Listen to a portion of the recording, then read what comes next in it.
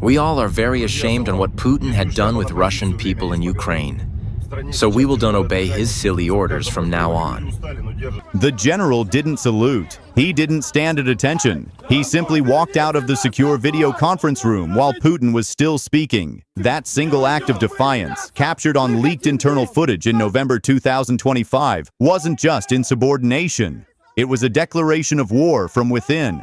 What you're about to witness isn't speculation. It's the documented collapse of the vertical of power that Putin spent 25 years building. And it's happening right now, in real time, as Russia's military command structure fractures under the weight of catastrophic losses, impossible orders, and a Kremlin that has completely lost touch with battlefield reality.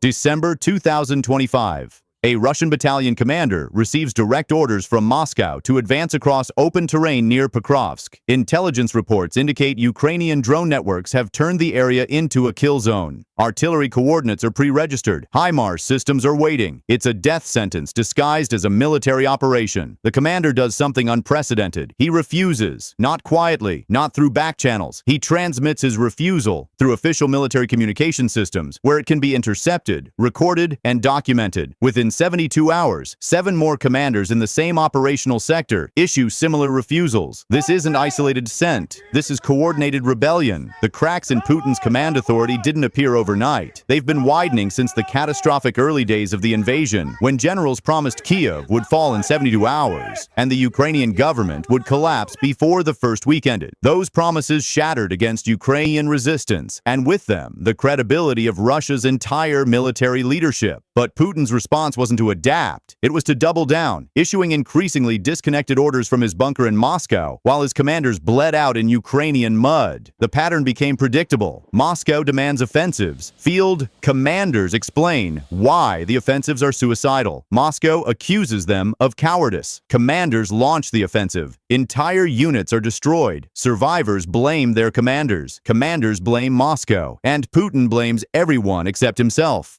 By late 2024, something fundamental had shifted. Russian military telegram channels, once filled with patriotic fervor and victory declarations, began publishing leaked audio of generals openly mocking Kremlin directives. One recording, verified by multiple intelligence agencies, captures a lieutenant general describing a Moscow-ordered assault plan as written by someone who thinks war is a computer game.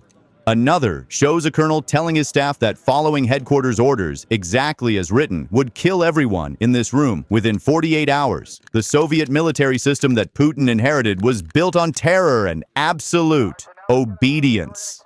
Officers who questioned orders disappeared. Families suffered. Careers ended. The message was clear: obey or be destroyed. But that system required resources Putin no longer has. It required a functioning security apparatus that could monitor, punish, and replace dissenting officers faster than dissent could spread. That apparatus is now overwhelmed. Russia's military has lost over 400,000 casualties.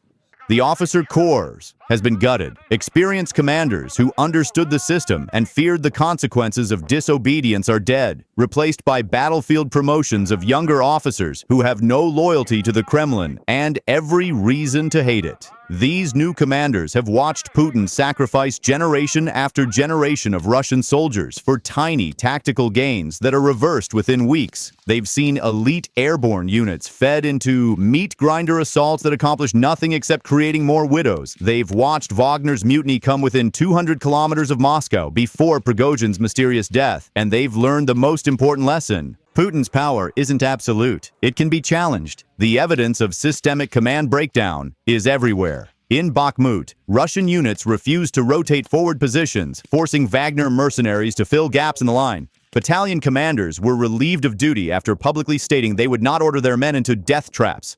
The replacements lasted less than a week before issuing similar refusals. Moscow's response has been chaotic and self-defeating. Some officers are arrested, others are promoted, some units are disbanded and scattered, others are left in place with no consequences. The inconsistency reveals the truth. Putin's administration doesn't know how to stop the hemorrhaging without triggering complete collapse. Every arrested general becomes a martyr. Every unpunished refusal becomes precedent. Every attempt to reassert control accelerates the disintegration. Intelligence assessments from NATO member states paint a stark picture. Russian command coherence has degraded from strained but functional in early 2024 to critically compromised by late 2025. Field commanders are increasingly making autonomous decisions that directly contradict Moscow's strategic directives. Units are negotiating local ceasefires without authorization. Generals are reallocating resources based on their own assessments rather than central planning. The Russian military is fracturing into semi-autonomous fiefdoms where personal relationships and survival instinct trump Kremlin authority. This isn't just military dysfunction. It's the collapse of the centralized power structure that defines Putin's entire regime. If the military won't obey, who will?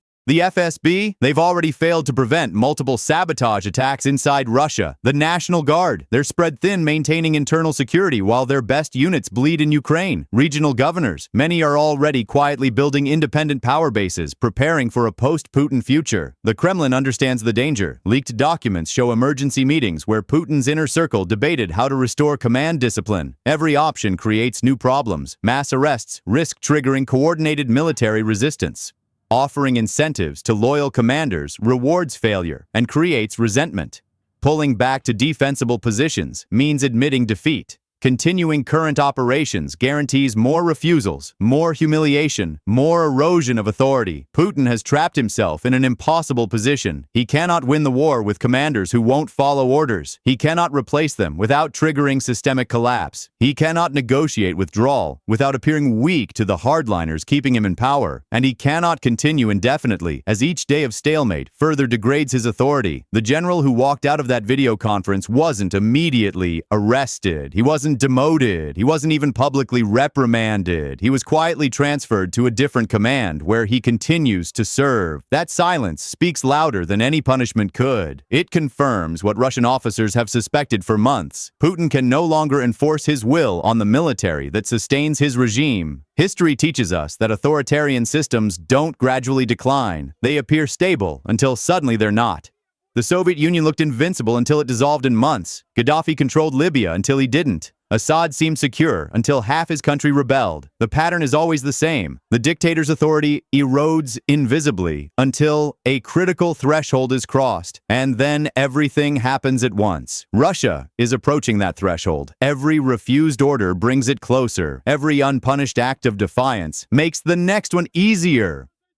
Every day that Putin fails to restore command discipline proves he cannot. The vertical of power is cracking, and when it finally shatters, the sound will echo across continents. The question isn't whether Putin has lost control. The evidence is overwhelming. The question is what happens next when the Russian military decides it's had enough of following a man who treats them as expendable pawns in a war he cannot win. That answer will reshape European security, global power dynamics, and the future of Russia itself. Subscribe now, because what comes next will define the next decade of international relations, and it's happening faster than anyone predicted.